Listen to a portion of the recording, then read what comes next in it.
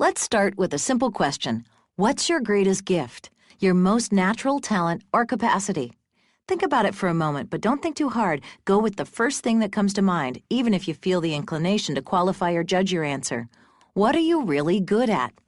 Are you good with numbers? Maybe you have a beautiful sensitivity to emotions in yourself or in others.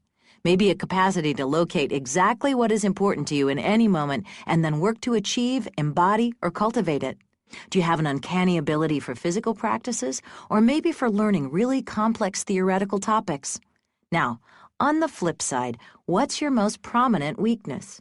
Where could you use a bit of work, or where do you not measure up as compared to the skills of others whom you really respect and maybe even envy a little bit? What's coming to mind? Do you struggle in difficult interpersonal situations? Do you have a difficult time finding what's important to you? Or maybe you can't clearly express your emotions. Let's try it like this. Think of someone you know, maybe a family member, a boss, or a past partner, someone who's profoundly skilled in one area but quite abysmal in another. Ever had a manager who was great with strategy and numbers, but when it came to interpersonal relationships, couldn't acknowledge that other people didn't always feel the same way that they did? Or maybe an ex-partner who was really good at telling you what you should do with your life, but couldn't find their own direction. At this point, you're probably wondering what our point is. Why are we tracing this particular personal line of inquiry? Well, it's not merely a self-awareness exercise. You probably have at least a fairly decent sense of your strengths and weaknesses, and it's certainly easy to identify them in others. Our aim here, at least for now, is to acknowledge that the next component of our integral map, called lines, is a very real and noticeable aspect present in your life experience. Each of us has different capacities, skills, or intelligences, and all of us are rather unevenly and differently developed in each capacity as compared to others. With the foundation of our integral or aqual map solidly grounded in the quadrants, we'll now shift our focus to the heart of an upper left phenomenon called development. For the next 2 lessons, we'll explore 2 interrelated aqual elements called lines and levels. Our aim is to help you distill and refine your understanding and experience of individual human development.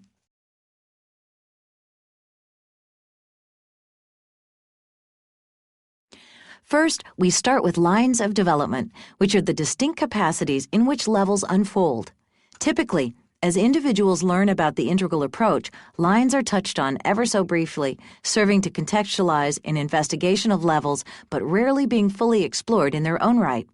In this course, we'll explore lines as a separate lesson, working to expand your understanding, application, and awareness of lines before moving on to levels. Why? Well, first, so that we approach the integral map in a balanced and, integral manner, and second, so that we can deeply leverage the powerful benefits of lines in their own right. The first of these benefits has already been alluded to. Lines carry a tremendous portion of insight into why people are so different. That is, why we are all so differently skilled and unevenly developed. Research has identified some 24 distinct developmental capacities in humans, and almost everyone is developed to greater degrees in some as compared to others. This alone does quite a lot in explaining the differences you perceive to exist between individuals. Also, by understanding how these capacities arise in ourselves first and in others second, we can identify the source of our greatest strengths as well as the source of our weaknesses. This leads to a more authentic understanding of our uniqueness, and it allows us to target developmental work at our underdeveloped or problematic capacities. Lines also provide insight into how we can work together, in everything from intimate relationships to workplace collaborations. Finally, lines can act as a partial cure for your desires for perfection. They show you that no one is highly skilled in every area, and that everyone is unequal in their developmental expression. They also show us that being unevenly developed is more than okay. It's actually a part of being human. Lines are the foundation of who we are as developing individuals, helping us uncover our real humanness. They're an important dimension of how we connect with others, and they inform us of the best ways that we can be of service in the world. As such, lines also lend themselves to the learning path approach used in the lesson on quadrants. This menu will lead you to each of the 3 paths: Theory, which covers the theory of lines as a component of the AQUIL map. Application, which guides you in using lines as a tool to better understand your interactions with others. And awareness, which guides you to get in touch with the capacities described by your lines in your own experience. Again, you can engage each branch in any order that you see fit, but particularly, if you're new to AQUIL, please note that the application and awareness paths draw on some of the distinctions covered in the theory section, which is where you might want to begin.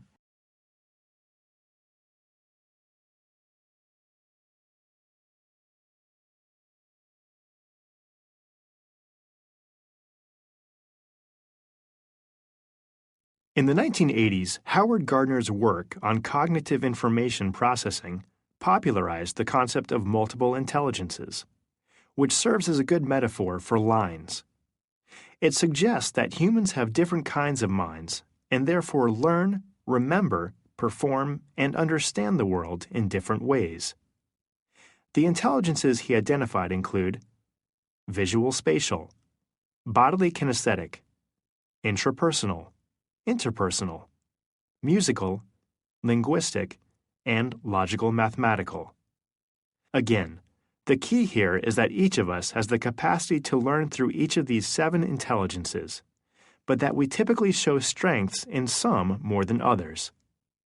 The theory of developmental lines functions in a similar way, but instead of only focusing on learning styles or intelligences, AQUIL's use of lines expands to include all functions, aspects, and capacities of ourselves that show growth and development. You've probably just noticed that we said capacities in ourselves. Which quadrant would that be in reference to? That's right. The upper left quadrant is where we see the developmental capacities of individual humans. But as you might expect, lines aren't confined to just the upper left quadrant. There are, in fact, lines in every quadrant. This is another way that AQUIL moves beyond defining lines just as multiple intelligences. Remember, the quadrants are said to tetra-evolve, meaning they each show development. And this development can be grouped into various capacities called lines, regardless of the quadrant. In this sense, lines can be defined broadly as relatively independent capacities or qualities that show development through levels. Let's take a look at a few examples of lines in each quadrant. In the upper right quadrant, development describes the unfolding for various material objective realities. A brief sampling of some of the groupings or lines are physiological or physical development. The most prominent and often cited line in the upper right is the movement from simple to complex physiologies, or atoms to molecules, to cells, to organelles, to organs, to organisms, to higher levels of physical complexity. Also, we can group the development of various distinct biological systems into lines. In this sense, everything from the nervous system to musculoskeletal system and the endocrine system to the circulatory system develop as distinct lines of upper right development. Finally, we can view behavioral development as a line if looking through the lens of task complexity, or levels of work as described by Elliott Jacques. Lines in the upper left quadrant form the basis of this lesson's discussion, so at this point we'll only briefly mention these subjective developmental capacities. A small sampling of upper left lines includes cognitive, self-identity, interpersonal, moral, emotional, aesthetic, kinesthetic, and spiritual. Intersubjective development in the lower left quadrant can also be grouped into lines of developing capacities. A sampling of these includes cultural worldview, the most often mentioned lower left line, which moves from archaic to magic to mythic to rational cultures and beyond. Also developing in the lower left as distinct capacities are intimate relationships, or the development of a we, linguistic semantics, and cultural values, or the move from pre-modern to postmodern values. In the lower right quadrant, interobjective or system realities develop in distinct domains or lines. A sampling includes techno-economic modes of production, from foraging to horticultural to agrarian, to industrial, to information, and physical systems from galaxies to planets, to the Gaia system, to ecosystems, and so on.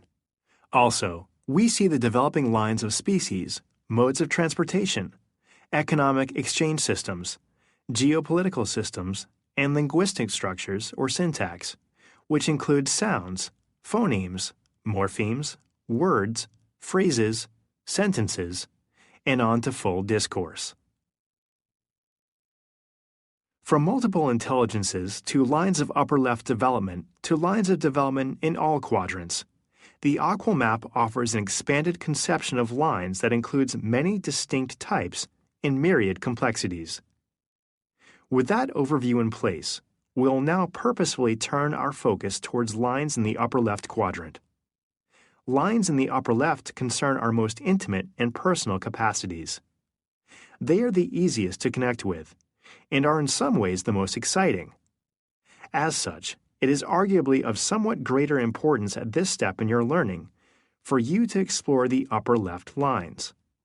Yes, Aquil is a map of reality in all four of its quadrant dimensions, but as an individual subject investigating that landscape, it is critical that you understand how the Aquil map describes the territory of your own subjectivity, before moving on to how the Aquil elements arise in the other quadrants. It is relatively easy to tap into an intuitive sense of upper left developmental lines through a bit of guided inquiry. The unique capacity described by each line can be understood metaphorically as emerging to answer one of life's important questions. Questions which we all encounter, and questions which we each have some answers for. As we review these questions, see what answers emerge for you. Don't worry about getting them right, there is no such thing. Just open to each question and touch in with the essence of each line as an aspect of your being. Of what is arising in the world in this very moment, what are you aware of?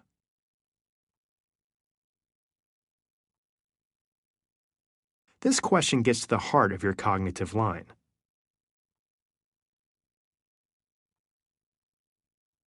Who are you?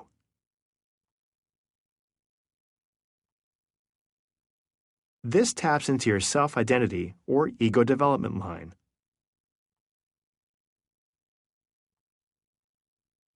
What do you find significant?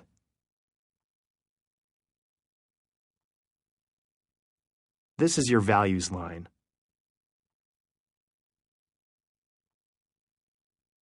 What is of ultimate concern?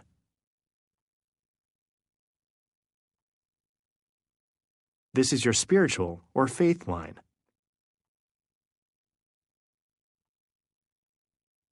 How should you interact with others?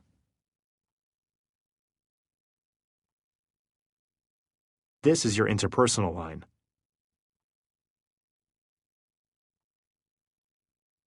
What should you do in your life? This is your moral line.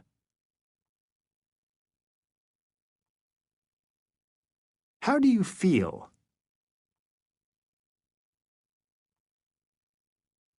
This is your emotional line.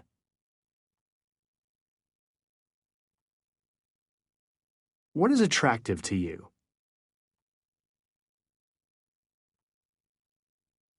This is your aesthetic line.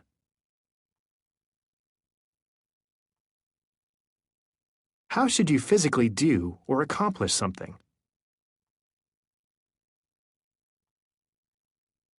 This is your kinesthetic line. Taken in the abstract or removed from a particular context, answers to some of these questions can seem quite vague. But that aside, did you recognize that you have encountered each of these questions before? At some point in your life, questions such as these have arisen and demanded some type of answer. Second, do you recognize that despite the lack of context, you had something to say or some thoughts that arose in response to each question? If either of these were true for you, it is because lines are very real and important dimensions of your experience. Again, this is not the case of Aquil being overly theoretical and making distinctions that aren't directly accessible in your experience. And if this is true, Akalin must surely have not been the first model to acknowledge the existence of lines. Next, let's look briefly at the conception of lines as it emerged over the last century. Lines can be traced back to the formative years of modern-day psychology and are most clearly present in the works of James Mark Baldwin, Anna Freud, and Howard Gardner. You'll see that the desire for a more comprehensive understanding of human beings harbored by these theorists is very much in line with the motivation of the integral approach.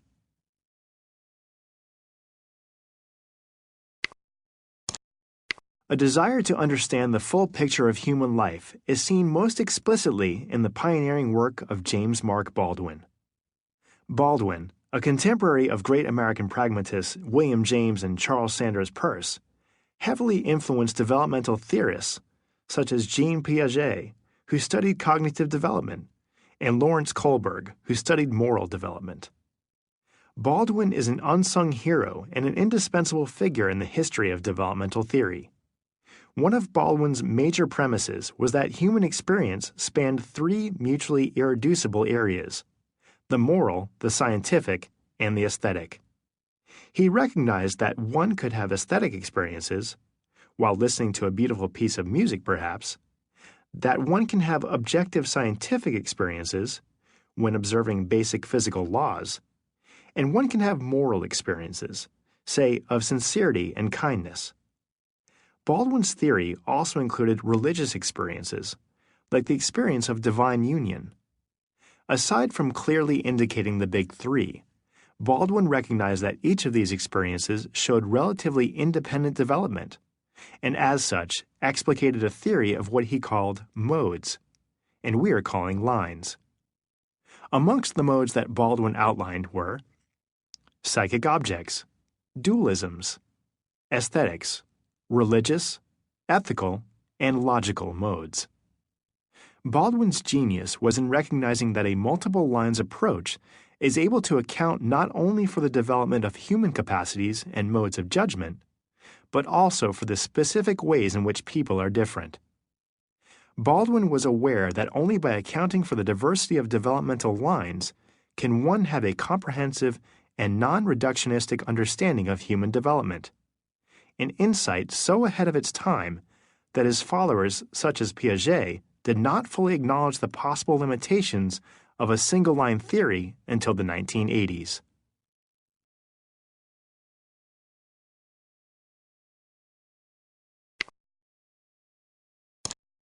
Anna Freud was the daughter of Sigmund Freud, founder of Psychoanalytic School of Psychology.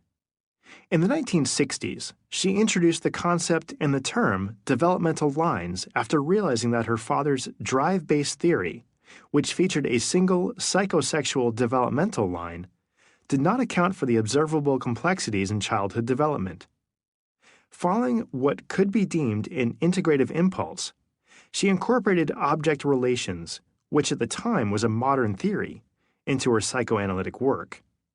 Her original discussion proposed 6 lines, which she regarded as prototypes, from dependency to emotional self-reliance and adult-object relationships, from suckling to rational eating, from wetting and soiling to bladder and bowel control, from irresponsibility to responsibility in body management, from egocentricity to companionship, from the body to the toy, and from play to work. Through this conception, she provided both analysts and non-analysts alike with an understanding of a child's development in terms of areas of competency and deficiency. Furthermore, the model was also intended to show the ways in which a child's development may be uneven, which could help determine the readiness of the child for certain life experiences versus others. In total, this was a much more comprehensive view than what her father's psychosexual line alone provided. Anna Freud clearly saw the benefit of understanding how one navigates the different developmental tasks offered by various developmental lines in relative independence. This provided a comprehensive view of development like never before.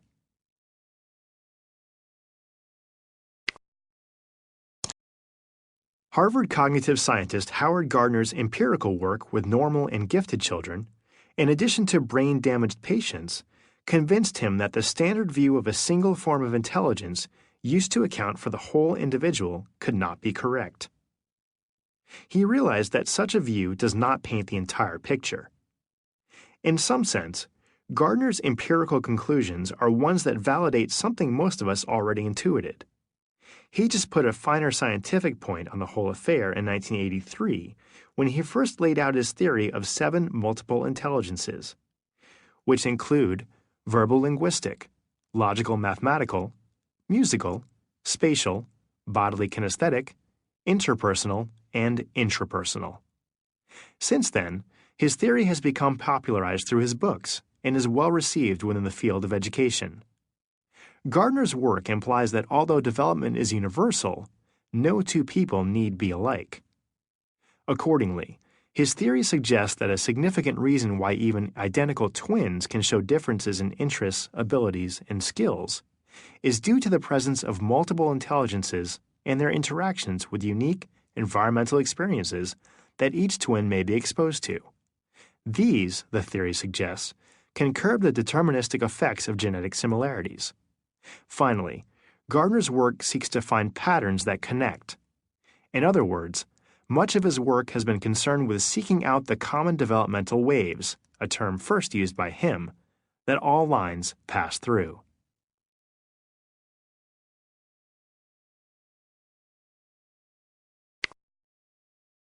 Each of these theorists saw the primary contribution of developmental lines as their ability to account for both personal diversity and universal commonality. They were in seeming consensus with the refusal to undermine the observable diversity among people, while still desiring to honor a universal principle of human development. Appraisers of multiple intelligence theories often state that the scientific implications of these theories are twofold. First, they demonstrate that we all develop through a variety of lines, and second, that each person has a relatively unique configuration which is necessary to understand if we're to gain an insight into who they really are. Akalin takes into account both of these implications. If you were able to harbor motivations similar to those displayed by these pioneering researchers, and if you were unable to find satisfaction in a reductionist approach to development that values only a single aspect of the human experience while claiming to account for the whole, then you are ready to follow in the footsteps of these brilliant minds as we continue our integral exploration of lines.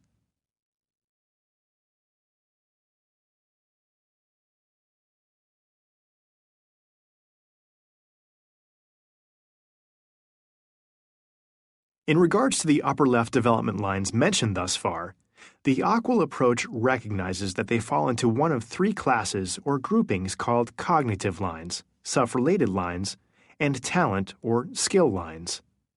Lines falling into the cognitive group variously chart your ability to register or see phenomena.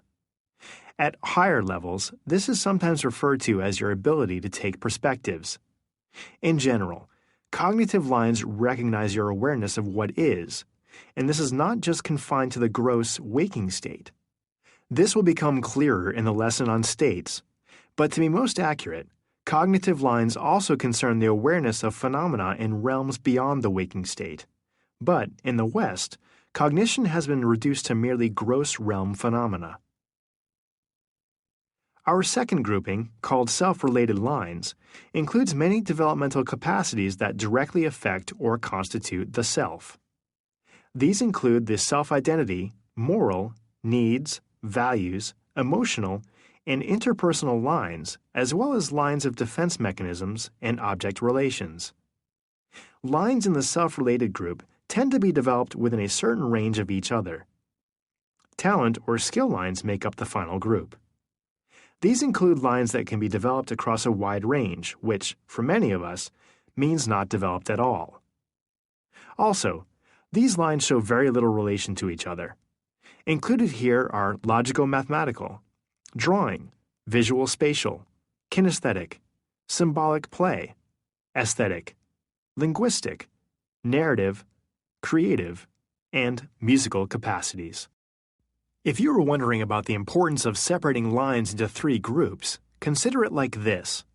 Not having any capacity in some or even many of the talent lines does not present a massive problem for your healthy functioning. Rather, it's just the uneven nature of development. But as we get closer to the core of the self, first with self-related lines and then with cognition, the greater the effect that development in these lines has on your overall constitution. Beyond their differing relationships or abilities to impact the self's overall development, these group distinctions allow us to account for the different relationships between each group of lines, as we will see in a moment. Now that you have a basic understanding of what lines are and how they emerged in developmental theory over the last century, let's refine and extend your understanding by reviewing a few important principles and properties about the nature and function of lines. First, we have already discussed the three groups of lines: cognitive, self-related, and talents. Second, some lines describe very defined and specific capacities, like logical, mathematical, or musical, while others, like cognition, self-sense, and morality, describe groups of similar capacities that actually pull in a number of interrelated functions. For example, your moral capacity calls on several distinct but related skills such as reflective judgment, perspective or role-taking, and moral reasoning. Each of these can be understood or researched independently, and all of them combine in effect to create your moral line capacity. Third, lines are relatively independent, meaning, as we have seen, we can be generally more or less developed in each. And fourth, there are some important relationships between some lines. These interconnections are described as necessary but not sufficient relationships, which means that you need something before you can get something else, but that having the first thing does not necessarily grant the second. Consider cognition.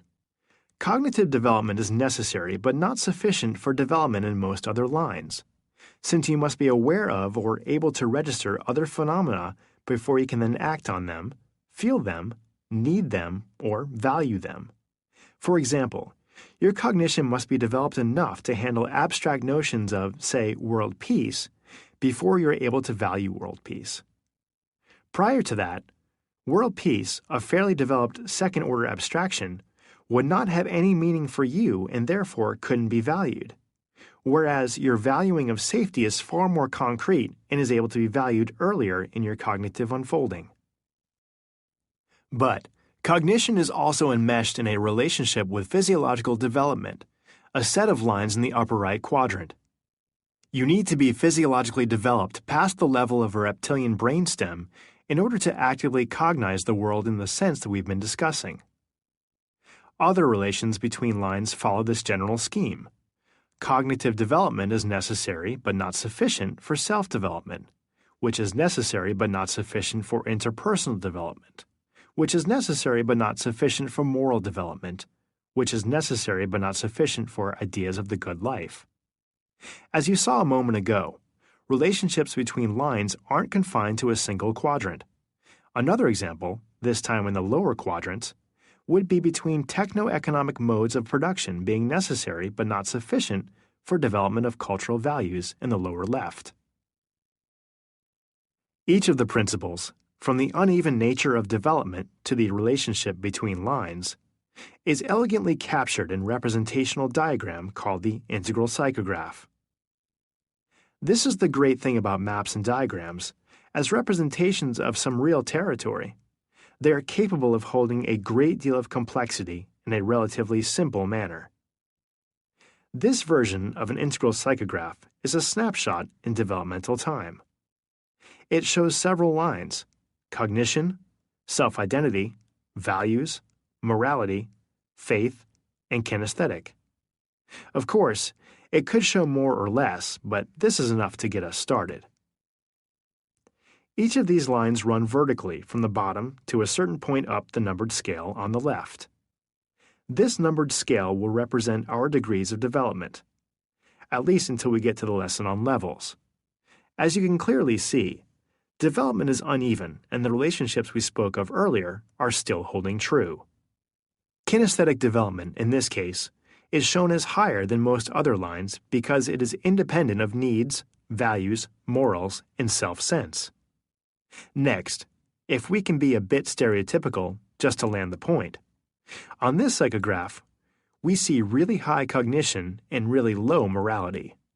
This is often described as the Nazi scientist psychograph. And on this one, we see high cognition, low interpersonal, low needs, and high development in several talent lines. This could be a savant.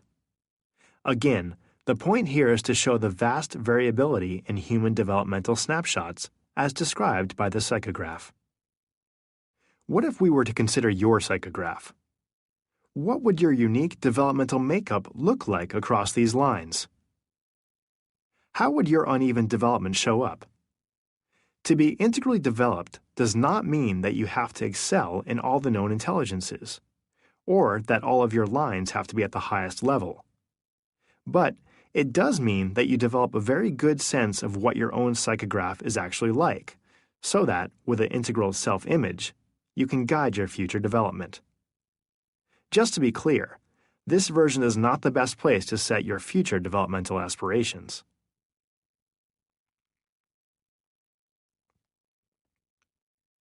Psychographs of the type we've been viewing here are just one of two common varieties.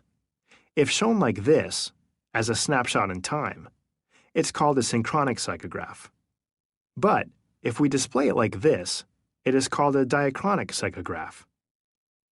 Here, we get a more nuanced sense of how development in various lines moves through time, and we get a different glimpse into possible relationships, not just in overall height of the line, but also in the patterns of each line's movement. Whichever we use, diachronic or synchronic, the basic concept is the same. An integral psychograph shows the development of various lines in some type of relation to each other, while set against a common scale or ruler of development. So what is the common scale or ruler of development? The numbered scale on the left of the psychograph diagram is called developmental altitude, and it serves as a common measure of development across any line. This topic will be covered in great detail in the next lesson. For now, we only need to cover a few important points. First, the numbered scale represents the general sequence of stages or levels that each line progresses through. The higher the number, the more consciousness or complexity present in the line. Second, a scale such as this is particularly helpful when working with psychographs, because we can't use the levels in one line to refer to the levels in another. So, this relatively neutral scale serves as a cross-line tool. Third, each line progresses through a series of its own distinct levels. Again, this will all make more sense once we dig deeper into levels.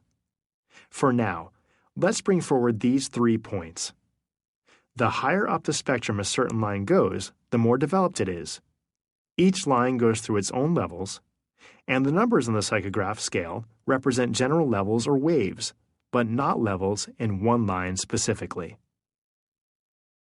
If this course has been holding your attention, it is safe to assume that you have a fairly refined intuitive sense of development. Through life experience and self-reflection, you have come to a place where you understand the fundamental existence of human growth and emergence, and you recognize that development is a universal feature of the quadrants. And when it comes to humans, you can directly account for personal diversity as well as universal commonality. You recognize that each of us have different capacities described by lines available to us in our developmental journeys. And yet, each of us finds ourselves at different places, with different integral psychographs. You are also unwilling to negate this observable diversity. You are not willing to settle for an incomplete map, or for one which attempts to reduce away our differences. In fact, you are likely heading in the opposite direction, toward a desire to learn and to create more comprehensive, inclusive, and nuanced maps.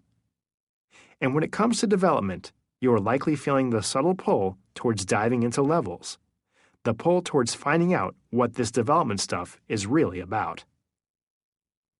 But before we head down that road, we urge you to stick with lines a little bit longer.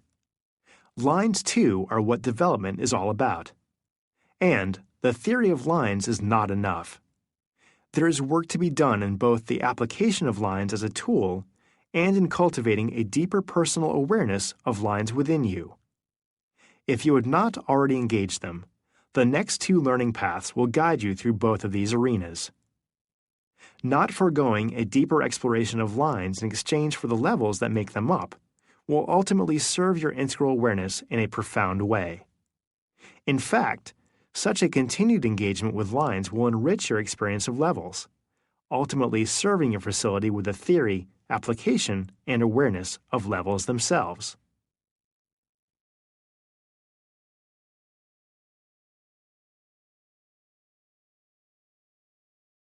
As with other elements of AQUIL, lines are not arbitrary or overly abstract distinctions.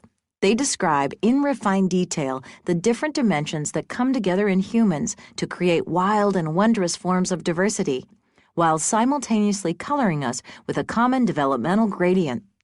Because of this, they too, like quadrants before them, can be employed as a powerful analysis tool.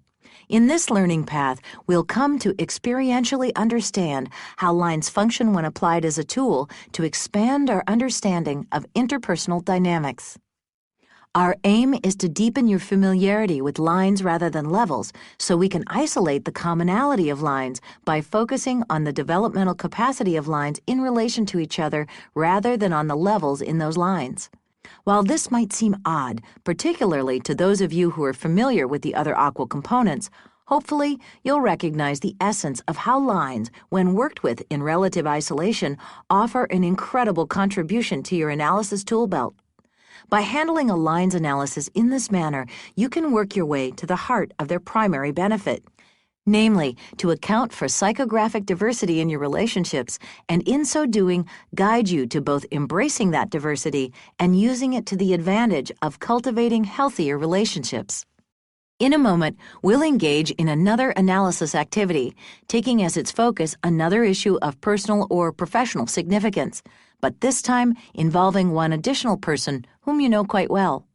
Do your best to locate a situation that's clearly interpersonal in nature: a difficult relationship with a coworker or boss, a disagreement with a friend or partner, or something similar. It doesn't need to be an issue that's manifested on the surface. You'll fare just fine with something known only to you. Something like, you're really bothered by your boss at work. You've played nice up until this point, but you're not sure how much longer you can hold out. Also, do your best to locate a situation that's still alive and present to some degree. This activity can work just as well with the situation from your past, but it will be less exciting. Finally, the issue, topic, or content of your situation is of less importance than selecting a situation with a strong and clear element of interpersonal disagreement, struggle, or tension. We'll provide a brief example in a moment, so you'll have a bit more time to locate something to work with. If you're one of those rare folks who seems to just get along with everyone under any circumstance and you can't locate a suitable topic, dig deep into your recent past and recall a series of interactions that went less than ideally, or even better, focus on the hidden or implicit tension that exists in some relationship but has not yet come to the surface. Ask yourself who you are secretly bothered by and go with that. Don't worry, no one will know who you picked.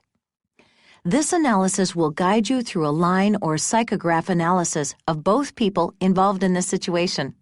It seeks first to understand how developmental lines relate to the content of your issue, and second, it asks that you gauge developmental complexity in those lines based on how they relate to other lines, rather than to a particular scale of developmental levels.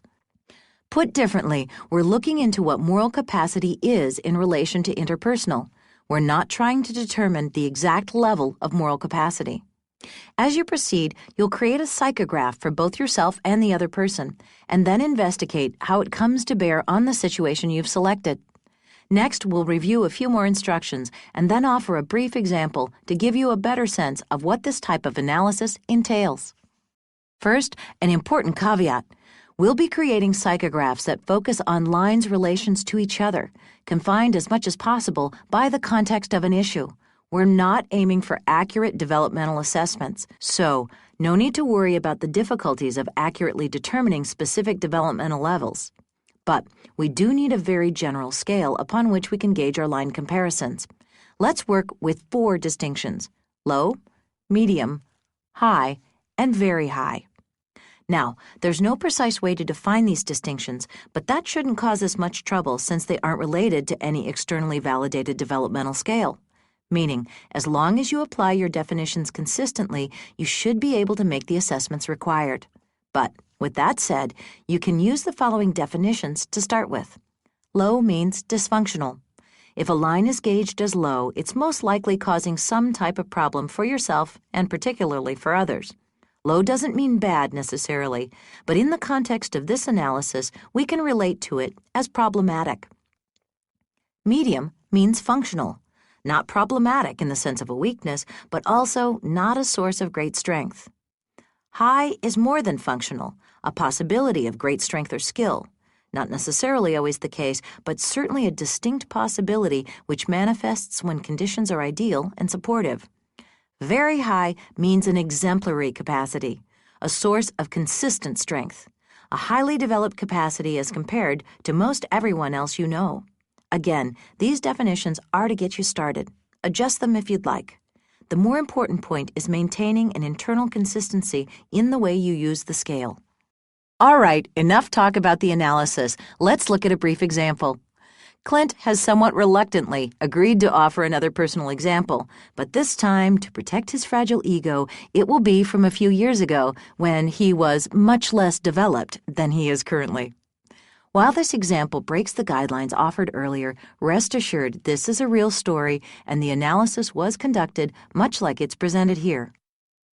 Jane and I had been together for almost 5 years before something went terribly wrong. We met during my last year in college.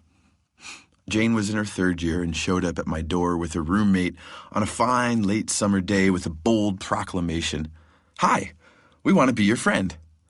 Mistaking their statement as, "Hi, we'd like to have a 3-way," I said sure and invited them inside.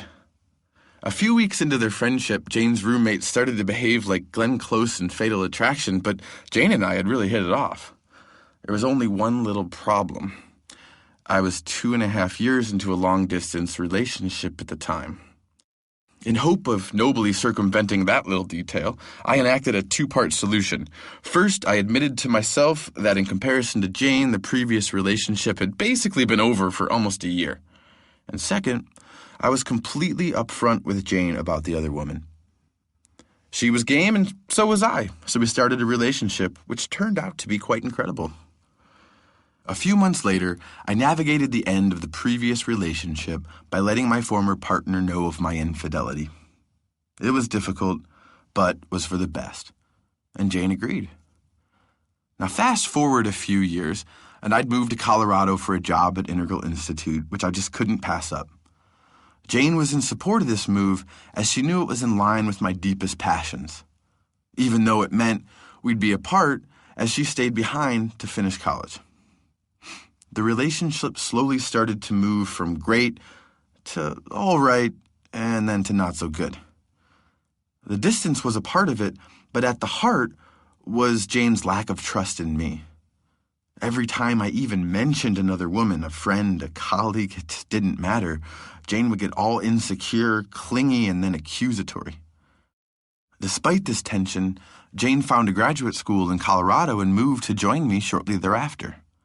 Things got better before taking another turn for the worse. The lack of trust persisted despite the distance being closed, and slowly we started drifting apart, having less in common and losing that spark of attraction that was once so strong. I drifted deeper into the Integral community and Jane into her graduate program. After a while, resentment started to creep in. For Jane, it had something to do with Integral, and for me, it was the persistent mistrust. Talks were replaced with fights and intimacy with subtle tension. Before long, after a week of passionate rage, we finally agreed to split up. Shortly thereafter, Clint sought support from his friends and in careful reflection did a lines analysis which produced the following psychographs. We won't spend too long debriefing the situation, but in service of making your analysis stronger, what sense can you make of this from Clint's perspective? Remembering that he made the developmental assessments of his own lines in comparison to Jane's. Focusing on the areas of dysfunction or problematic development, you see that he assessed himself as low in moral development, for no other reason than he cheated on his previous girlfriend with Jane. As for Jane, he marked her low in emotional and needs development. Emotional because she wasn't consistently in touch with her emotions and even less consistently was able to express them clearly, and needs because she was always striving for acceptance, belonging, and validation from Clint. Let's pretend that both psychographs were 100% accurate. Do you see how such a situation could have transpired? Sure you can, but if we look one layer deeper, we can see that these assessments are actually quite far from accurate and in fact reveal deeper, unseen, and previously unrecognized issues. To start, in reflective support from skilled and more interpersonally adept friends, Clint realized that he was quite dysfunctional in both emotional and interpersonal development and that he should have assessed both as low rather than medium. In hindsight, he saw how problematic it was to be clearly aware of how he felt, but then assumed that those emotions were clear to Jane. Then, with interpersonal, he recognized that he was never fully able or willing to acknowledge the very real reasons she had for experiencing difficulty in extending trust to Clint. He also saw how much he needed this, but didn't recognize it when it mattered. Also, he neglected to acknowledge how this led him to resenting Jane for an issue he mostly created. These reflections would bring down his self-assessment in both needs and interpersonal. As for Jane, in reflection, Clint realized that she was keenly aware of her emotions, but never able to overcome the interpersonal issues inhibiting a sharing of them. So that's a notch up on emotional and maybe one down on interpersonal. And what Clint saw as low needs was actually a desire to find herself and actualize her own individual expression in the world. So, what appeared as a need for belonging was actually a higher-order need that got lost in translation, muddled by Clint's projection of his true need onto her and by Jane's projection of an issue with his ability to actualize his passions at the cost of her ability to do the same.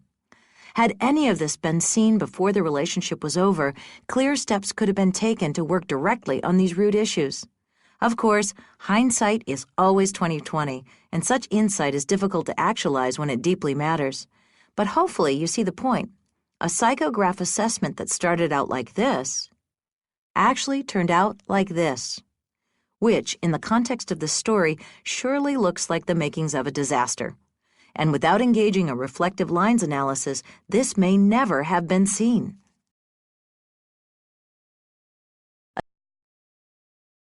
All right, now it's your turn to get down and dirty with your relationship.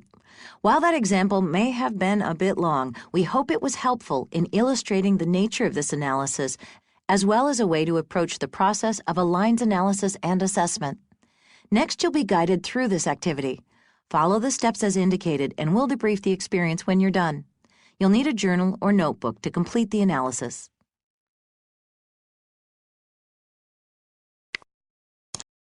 Get clear on your issue.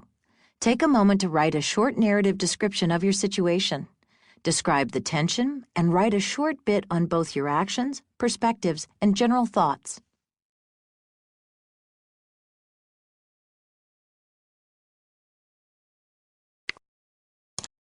In 1 or 2 sentences at most, identify your primary interests. Then do the same for the other person. For example, what I want most is to be understood, respected, and allowed to do my job. What he or she wants most is to be right in all circumstances, regardless of anyone else's perspective.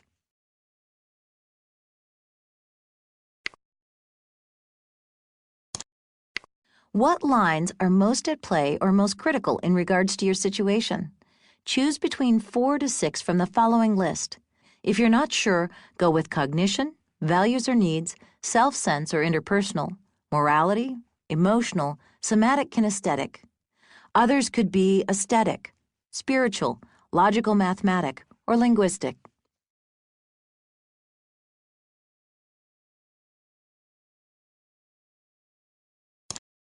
Draw a psychograph for both yourself and the other person, indicating the lines you've selected. Use low, medium, high, and very high as the scale on the left.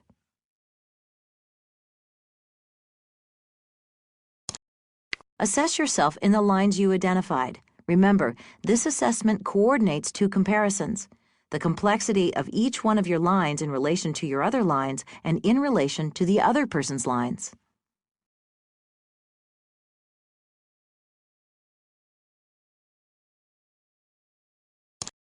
Create a psychograph for the other person using the same lines.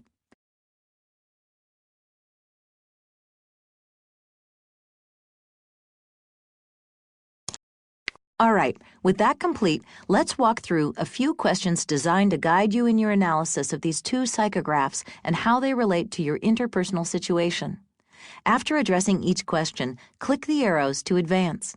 We encourage you to write out your answers, but at a minimum, pause and consider the questions one at a time.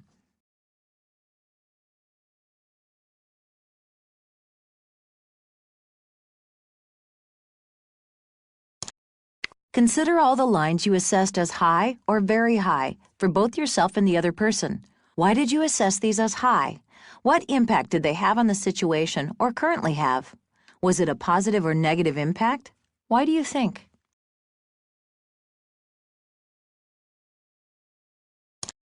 Next, consider all the lines you assessed as low in both yourself and the other person. Why did you come to these conclusions? How have these lines affected the situation?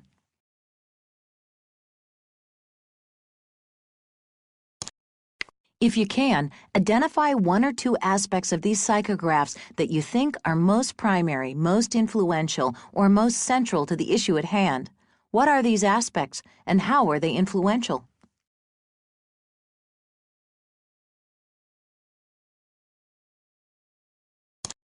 Now, consider this same analysis from the other person's perspective. Would they come to a similar assessment? If not, how would it be different? What about a neutral third party who knows both of you well? What would this person's psychographs of both of you look like? In final reflection, do you see a new way of approaching this situation in the future? What does this course of action look like? What will be your primary considerations?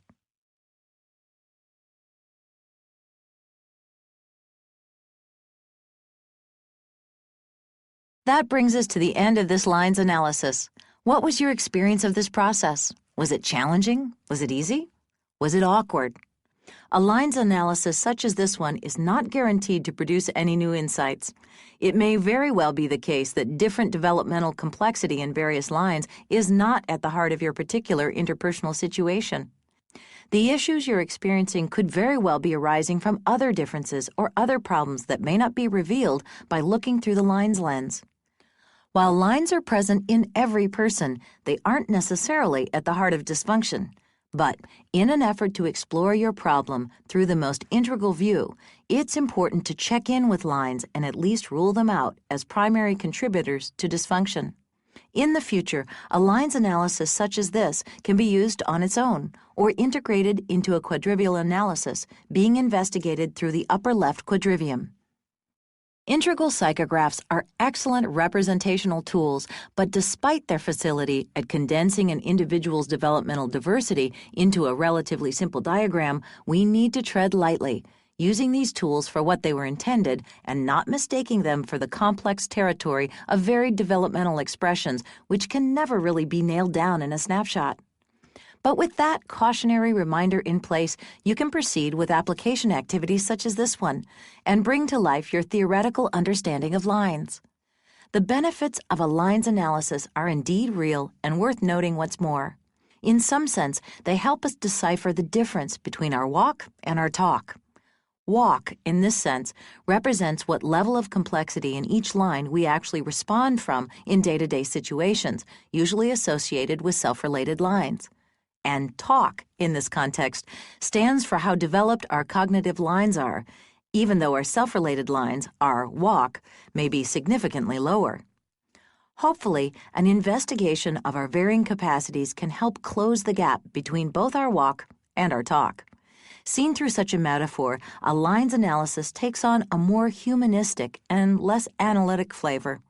This humanistic flavor can also be seen in our original purpose for exploring lines, to more fully, integrally understand the beautiful diversity and commonality of human beings. Finally, as we've stressed before, your capacity to investigate something through an integral lens is interrelated with your capacity to recognize these distinctions in your very own awareness. So, if you haven't already done so, we encourage you to engage the awareness learning path.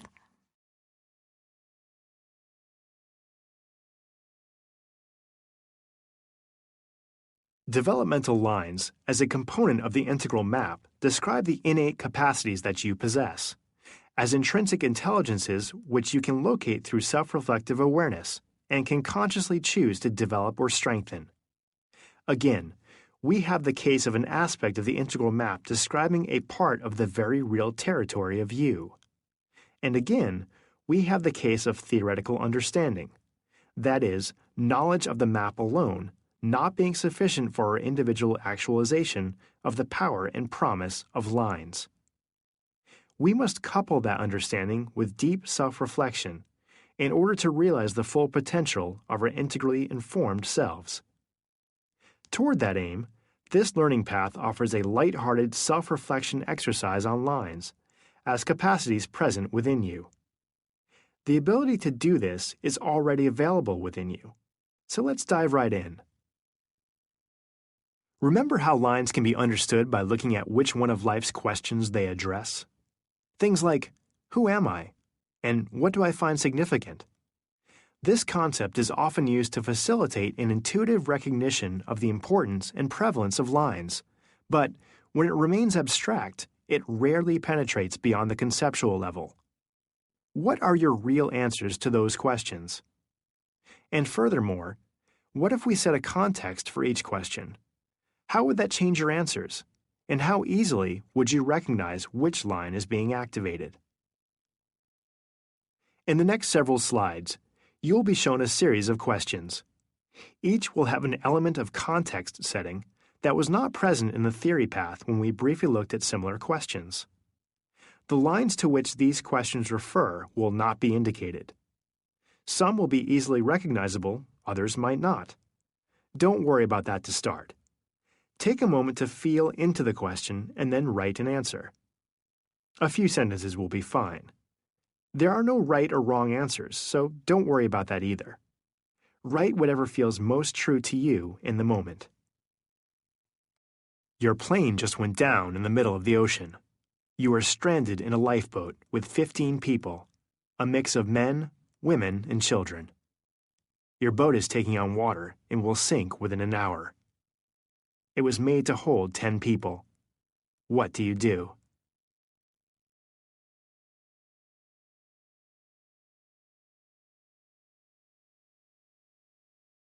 You are applying for a really important grant.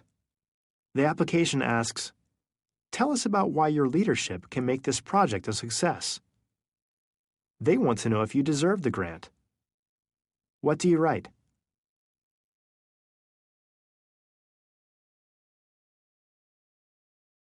What's the next number in this sequence? 483, 759, 264, 837.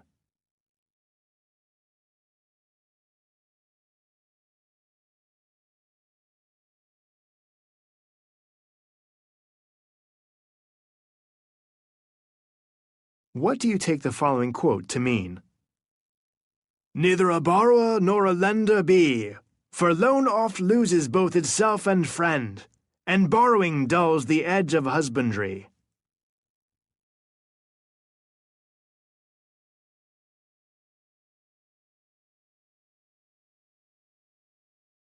Jim and Terry have been friends since college.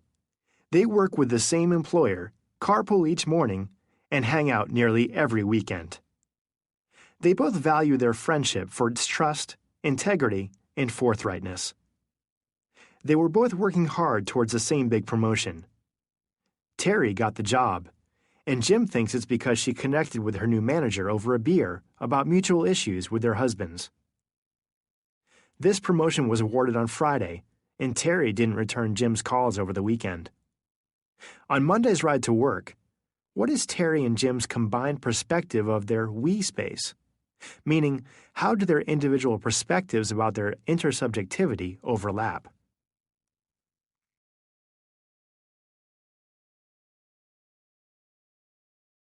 You found out from a friend that your partner has been going out after work with another person. She has seen them kissing and thinks they are cheating on you. Your partner comes home from work. You want to engage them. What do you say?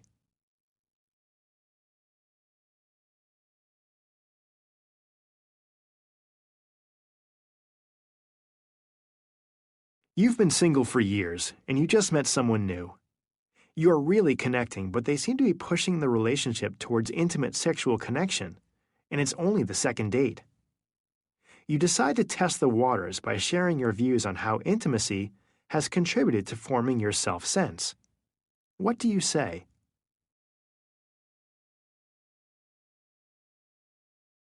You've been with your partner for many years, and you find out that they were recently talking to a friend about how your connection has changed over the years.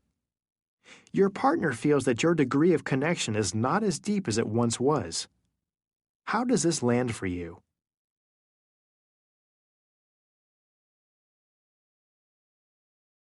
You've just retired from a satisfying job. You have a great family, you're financially set, your kids have great lives.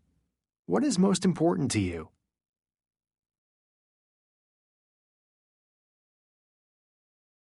The capital letters in the phrases listed here each stand for a word.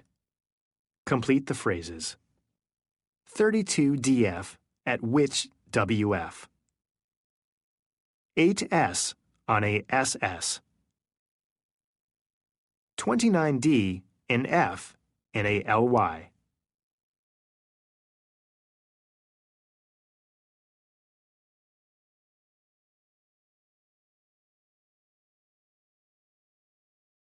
You had a really difficult day at work. You come home to find your partner arguing with one of your sons. They both appeal to you for help. How do you feel?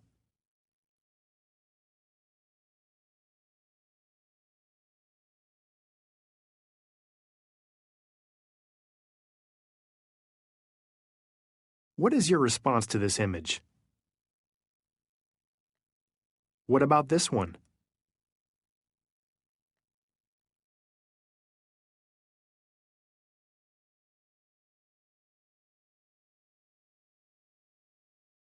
You just watched a TV show about the millions of children who have been orphaned in Malawi because their parents died of AIDS. In particular, you saw an 11-year-old who is raising 4 kids. How does this child feel? What is she most concerned about?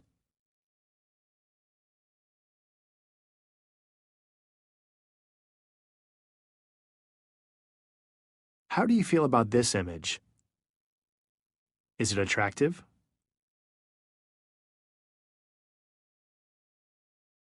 While it could be argued that some of these questions activate more than one line, the astounding diversity of human developmental capacities is nonetheless quite amazing. Did you notice any distinct shifts as you went from question to question?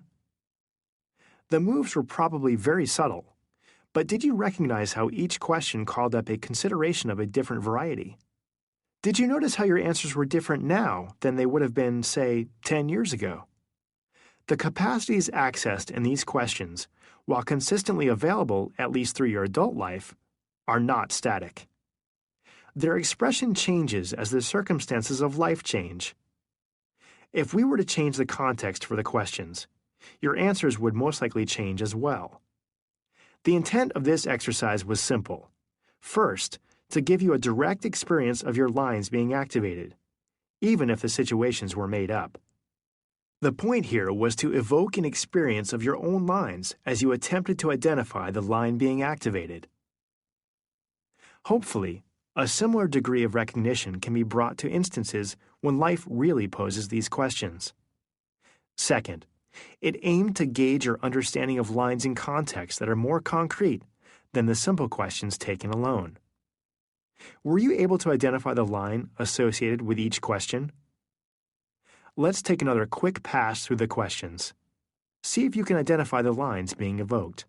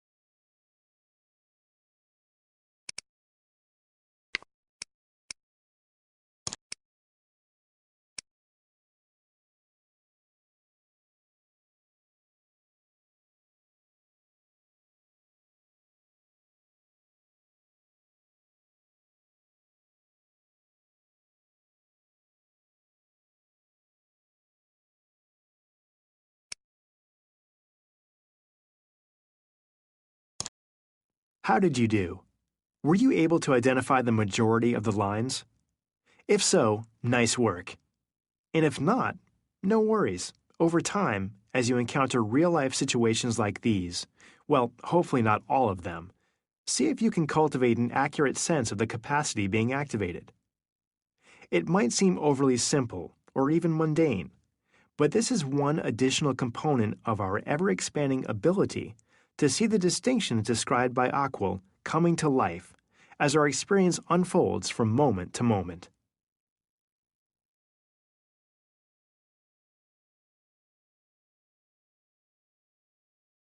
Where we began is where we'll end this lesson, marveling at the wondrous diversity of individual developmental expressions. Such a great range of strengths and weaknesses, gifts and difficulties that are present in ourselves and those we encounter. In addition to this diversity, however, we also see a universal commonality. Each of us has the opportunity to grow, to leverage our strengths and develop in our weaker areas. And beyond that, we now have a way of making sense of this whole situation. We no longer need to struggle with how it's possible that someone so articulate and intelligent can behave so immorally. Or how is it that someone's able to possess both an advanced capacity for artistic self-expression and a very underdeveloped emotional maturity in relationships?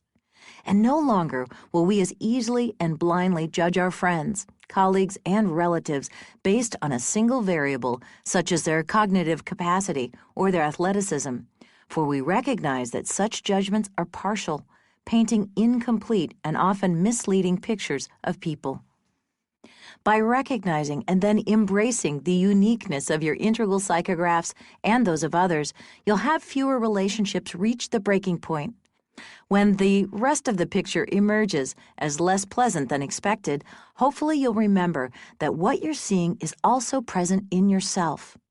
Following in the footsteps of pioneers such as James Mark Baldwin, Anna Freud, and Howard Gardner, we too are developing a thirst for understanding both human diversity and universality.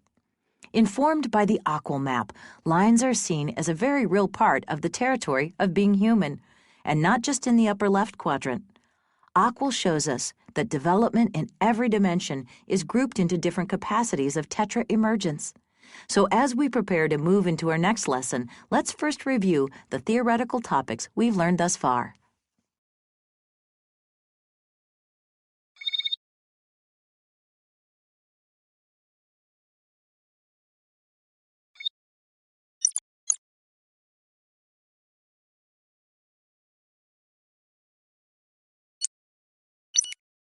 Lines are defined as relatively independent capacities of growth and emergence that unfold in levels or stages.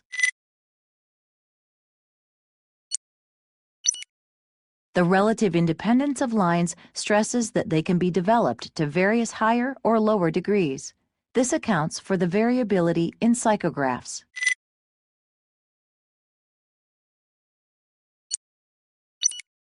While we typically focus on lines of human development in the upper left quadrant, lines are actually present in all quadrants, serving as areas of growth in tetra-evolution. In the upper left quadrant of individual subjectivity, lines fall into three groupings or categories: cognitive lines, self-related lines, and talent or skill lines.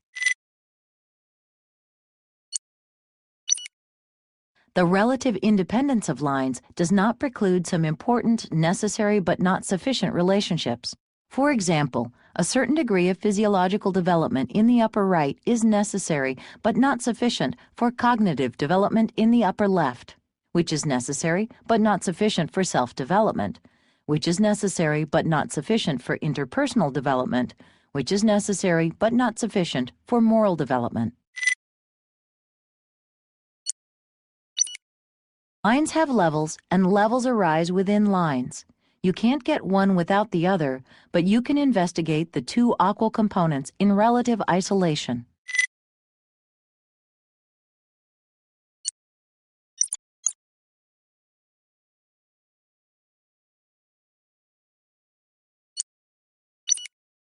Lines are present in each quadrant, arising as distinct developmental domains or capacities. Examples include physiological or physical development, the development of various biological subsystems such as the nervous system or endocrine system, and behavioral development or task complexity.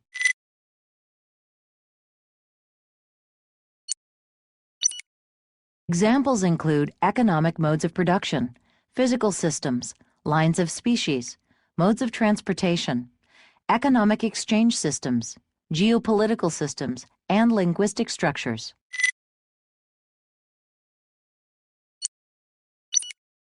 Examples include worldview, intimate relationships, or the development of a we, linguistic semantics, and cultural values.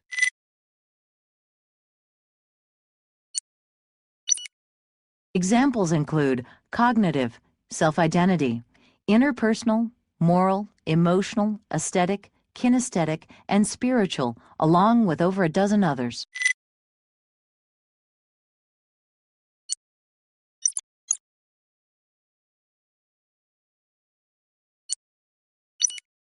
Lines in the upper left quadrant concern the development of individual skills, capacities, and intelligences.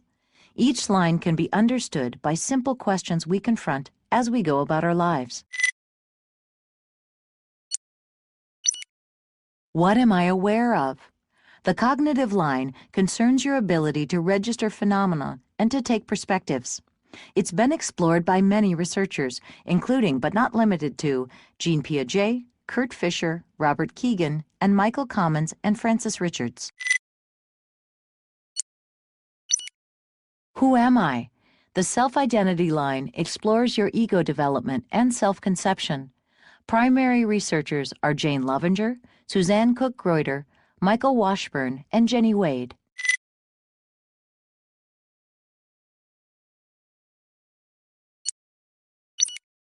How do I interact with others? The interpersonal line concerns social cognition and role-taking. Primary researchers include Robert Selman and Robert Perry.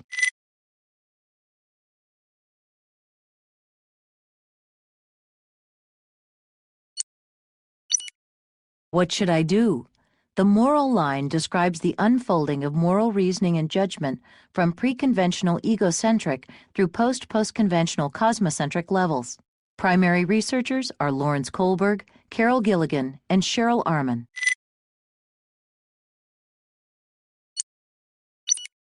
How do I feel? The emotional or affective line concerns your awareness, management, and control of emotions. Research in this capacity was conducted by Daniel Goleman and Peter Salovey with John Mayer.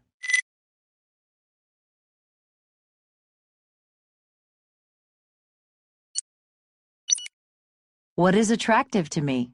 The aesthetic line describes 5 distinct patterns of thinking that correlate to the amount of exposure people have to viewing art. Research in this domain was conducted by Abigail Hausen, among several others. What is of ultimate concern? Development in the spiritual or faith line describes the unfolding nature of your faith and religious beliefs across your lifespan. Research on this line was conducted by James Fowler.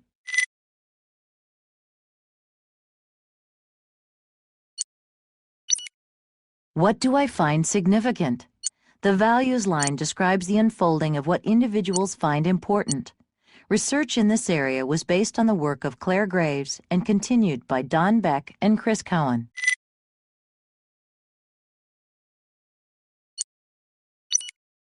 What do I need? The needs line concerns individuals' changing conception of what they want or need from life and others. Research was conducted by Abraham Maslow.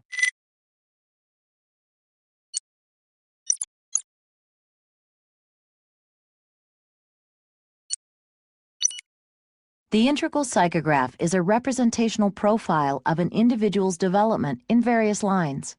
There are 2 types, synchronic and diachronic. Remember, to be integrally developed is not to be highly developed in every line. The aim is to be aware of each line and to work to supplement less developed areas while leveraging those of higher development.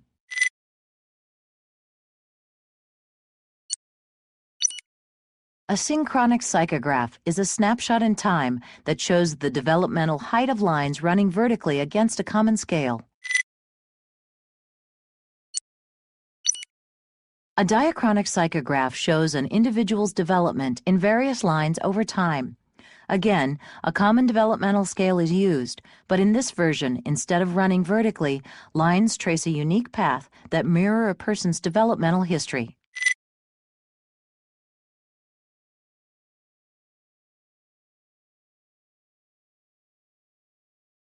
Recognizing your developmental capacities in various contexts and situations is a critically important aspect of your developing integral awareness. Refining this awareness brings you one step closer to the heart of what the integral approach is truly professing. More than just understanding what the maps say, cultivating your awareness of self and other leads towards a discovery of what the territory is actually like, moment to moment, as you go about living your life.